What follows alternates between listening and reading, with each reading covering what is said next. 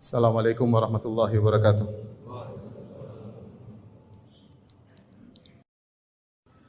Innal hamdalillah nahmaduhu wa nasta'inuhu wa nastaghfiruhu wa natubu ilaihi wa na'udzu billahi min shururi anfusina wa sayyiati a'malina. May yahdihillahu fala mudilla lahu wa may yudlil fala hadiyalah. Wa asyhadu an la ilaha illallah wahdahu la syarikalah wa asyhadu anna Muhammadan abduhu wa rasuluhu la nabiyya ba'dah. Ya ayyuhalladzina amanu taqullaha haqqa tuqatih wa la tamutunna illa wa antum muslimun. Fa in asdaqal hadithi kitabullah wa khairal huda huda Muhammadin sallallahu alaihi wasallam wa syarrul umuri muhdatsatuha wa kullu muhdatsatin bid'ah wa kullu bid'atin dhalalah wa kullu dhalalatin finnar. Ma'asyiral muslimin, usikum wa nafsi bitaqwallah faqad fazal muttaqun.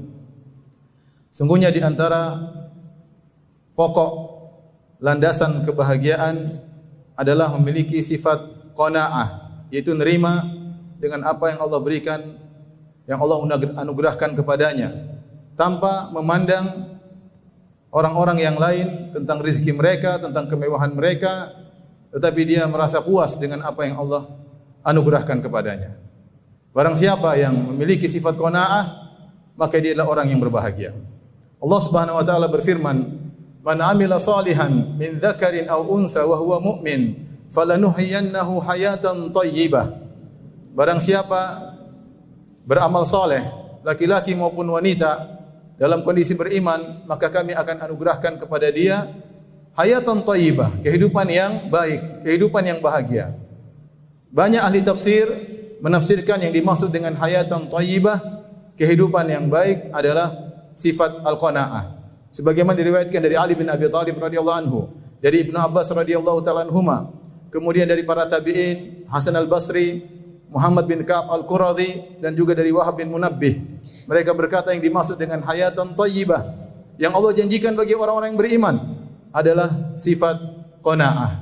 Kata Hasan al-Basri, "Lanarzuqannahu qanaatan yajidu ladzataha fi qalbihi." Barang siapa yang beriman dan beramal saleh, maka dia akan mendapatkan, kami akan anugerahkan kepadanya qanaah yang dia akan merasakan kelezatan qanaah tersebut dalam dadanya, dalam hatinya. Ma'asyiral muslimin, inilah sifat qanaah, nerima dengan apa yang Allah anugerahkan. Jika sifat qanaah meresap dalam hati seorang, maka otomatis dia bahagia. Dan kapan sifat qanaah ini dicabut, maka dia akan menjadi orang yang sengsara, karena tidak akan pernah puas meskipun Allah telah memberikan kepada dia anugerah yang begitu banyak. Inilah pendapat yang dipilih oleh Al-Imam At-Tabari dalam tafsirnya. Hayatan thayyibah adalah qanaah. Kenapa? Karena ketika kita melihat orang-orang beriman, kita tahu orang beriman ada yang diberi harta yang banyak, ada yang diberi harta yang sedikit, ada yang hidupnya sedang, ada yang susah. Namun ada satu hal yang mereka sepakat di dalamnya, itu sama-sama qanaah. Apakah dia kaya ataukah dia miskin, apakah hidupnya sedang, mereka semua qanaah. Maka jangan menyangka bahwasanya hayatan thayyibah, kehidupan yang baik adalah banyaknya harta. Banyak harta tidak menjamin seorang kemudian bahagia. Karenanya Nabi SAW pernah bersabda, "Laisal ghina an kasratil arad, walakinnal ghina ghina nafs." Bukanlah namanya kekayaan adalah dengan harta yang banyak, tetapi kekayaan yang sungguhnya adalah kekayaan jiwa. Ketika seorang qanaah, maka apapun kondisinya dia akan bahagia. Adapun jika seorang memiliki harta yang banyak, tapi jika dia tidak qanaah, dia tidak akan bahagia. Lihatlah orang-orang kaya yang tidak dianugerahi qanaah. Mereka hidup dengan kesengsaraan. Terkadang mereka, di hadapan mereka ada makanan yang terlezat, ada tempat tidur yang terindah, yang paling empuk, namun mereka sulit untuk tidur, mereka sulit untuk makan. Pikiran mereka selalu mengikuti perkembangan dunia. Apa yang telah terjadi, apa yang telah si fulan bagaimana keberhasilannya, selalu mengikuti dan tidak pernah merasa puas. Bahkan kalau kita terkadang bertemu dengan sebagian orang kaya, kemudian kita ngobrol dengan dia, maka dia akan menceritakan tentang kesulitan kehidupan dunia, berbicara tentang kondisi perusahaannya yang repot, tentang keuangannya yang sulit, tentang masalah ini, masalah anu, tentang banyak dia ceritakan, padahal dia orang kaya. Seakan-akan dia sedang sengsara, padahal dia kaya raya. Kita lihat bagaimana ya, kesulitan yang terkumpul dalam kepalanya. Sebaliknya terkadang kita ketemu dengan seorang miskin, rumahnya sederhana, motornya butut. Tapi kalau kita bertanya, dia selalu mengatakan alhamdulillah, alhamdulillah, alhamdulillah. Ya. Dia menceritakan tentang kenikmatan yang dia rasakan. Alhamdulillah, saya baru punya ini. Alhamdulillah, saya kemarin ke sana. Padahal dia miskin. Kalau kita mendengar perkataannya, seakan-akan kita menyangka dia seorang raja, seorang yang tinggal di sebuah istana. Oleh karenanya benar perkataan Imam Syafi'i rahimahullahu taala, "Idza ma kunta dza qalbin qanu'in fa anta wa malikud dunya sawa'u." Kalau engkau memiliki hati yang qanaah, sungguhnya kau dan raja sama saja. Kenapa? Karena seorang sudah bahagia. Kalau kita sudah qanaah, kita sudah puas. Kita sudah puas.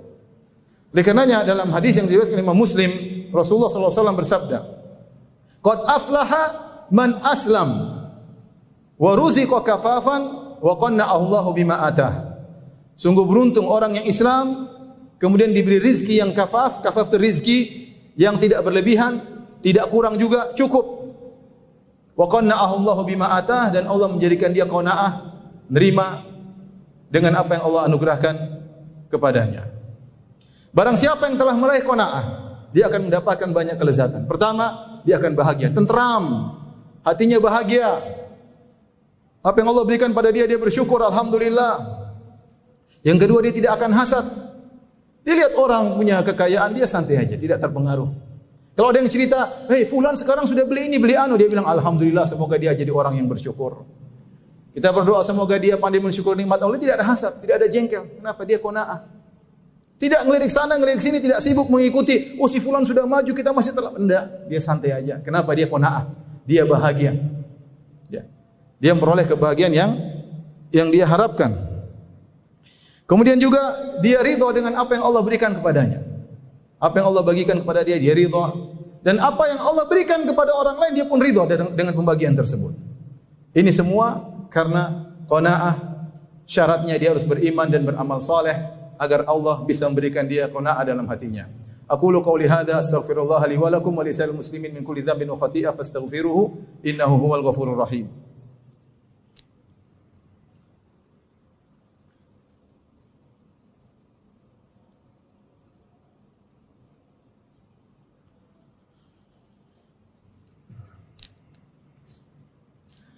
Alhamdulillahi ala ihsani wa syukru lahu ala taufiqihi wa amtinani wa asyhadu an la ilaha illallah wahdahu la syarika lahu ta'ziman li sya'nihi wa asyhadu anna Muhammadan abduhu wa rasuluhu da'ila ridwani. Allahumma salli alaihi wa ala alihi wa ashabihi wa ikhwani. Ma'asyiral muslimin, sidang salat Jumat yang dirahmati Allah Subhanahu wa taala. Mungkin kita bertanya, bagaimana cara kita bisa meraih qanaah? Qanaah yang pertama diperoleh dengan iman dan amal saleh. Tadi Allah sudah syaratkan, man amila salihan min dzakarin aw untha wa huwa mu'min. Barang siapa yang beramal saleh, lelaki maupun wanita, dengan syarat dia beriman, falanuhyiyannahu hayatan thayyibah. Kami akan berikan dia qanaah dalam kehidupannya. Kemudian yang kedua, ya, dia berusaha menghitung-hitung nikmat yang Allah ada pada dirinya. Sungguhnya nikmat Allah sangat banyak yang ada pada dirinya. Nikmat kesehatan, nikmat keluarga, nikmat anak-anak, nikmat tempat tinggal, nikmat pergi ke masjid, nikmat bisa beribadah, nikmat bisa salat Jumat, nikmat banyak kenikmatan yang dia rasakan. Yang Allah mengatakan, "Wa in ta'uddu ni'matallahi la tuhsuha." Kalau kalian menghitung-hitung nikmat Allah, kalian tidak akan bisa menghitungnya. Innal insana ladzalumun kafar. Hanya saja manusia itu zalim, kafar, suka zalim, suka ingkar dengan nikmat yang Allah berikan kepadanya. Bahkan saya katakan, seandainya seluruh penduduk dunia kita kumpulkan untuk menghitung nikmat yang Allah berikan kepada kita, mereka tidak akan mampu, karena nikmat Allah tiada penghujungnya. La tuhsuha, kalian tidak akan bisa menghitung-hitungnya. Nikmat Allah sangat banyak. Jangan kita menjadi orang yang hanya ingat-ingat musibah dan lupa dengan nikmat-nikmat Allah. Innal insana li rabbih lakanud. Kata Allah, sungguhnya manusia suka berkeluh kesah. Kanud, apa kata Hasan al-Basri? Yadhkurul masaib wa yansa ni'am. Hanya ingat-ingat musibah dan lupa dengan nikmat-nikmat yang Allah berikan kepada dia. Jadi ingat nikmat-nikmat. Yang kedua, selalu melihat ke bawah tentang urusan dunia.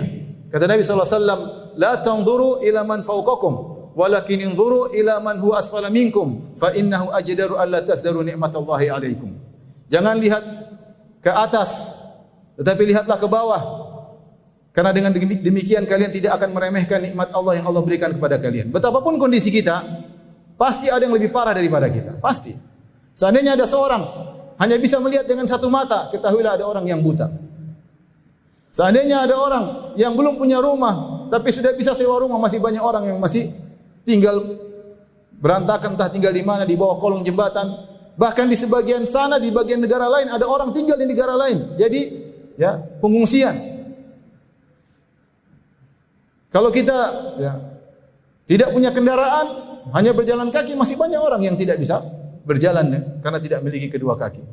Dan masih banyak, kita selalu lihat ke bawah. Kalau Anda gajinya sedikit, masih banyak orang yang gajinya lebih kecil. Dan masih banyak orang yang belum dapat pekerjaan. Dengan senantiasa melihat ke bawah, kita akan senantiasa bersyukur kepada Allah Subhanahu wa taala dan memiliki sifat qanaah. Kemudian di antara hal yang membantu kita untuk qanaah, kita harus yakin bahwasanya dunia ini hanyalah sementara, bukan tempat tinggal selama-lamanya. Apa yang mau kita kejar di dunia ini, kita akan tinggalkan itu semuanya. Lihatlah sebagian orang mengumpulkan harta sebanyak-banyaknya kemudian ditinggalkan, begitu saja. Dia letih mengumpulkan harta tersebut. Kita bukan dilarang mencari harta, tetapi yang kita inginkan kita qanaah. Dapat sekian, kita bersyukur kepada Allah Subhanahu wa taala. Dapat banyak sedikit, bersyukur kepada Allah Subhanahu wa taala. Allah yang lebih tahu apa yang lebih baik buat kemaslahatan kita. Bisa jadi kalau kita diberi harta yang banyak, kita lupa diri. Bisa jadi kita sombong, yang menyebabkan kita masuk neraka jahanam. Bisa jadi kita bermaksiat karena memiliki harta yang banyak. Kita terima apa yang Allah takdirkan dan anugerahkan kepada kita. Kemudian juga harus ingat bahwasanya balasan yang sesungguhnya bagi orang beriman adalah di surga, bukan di dunia.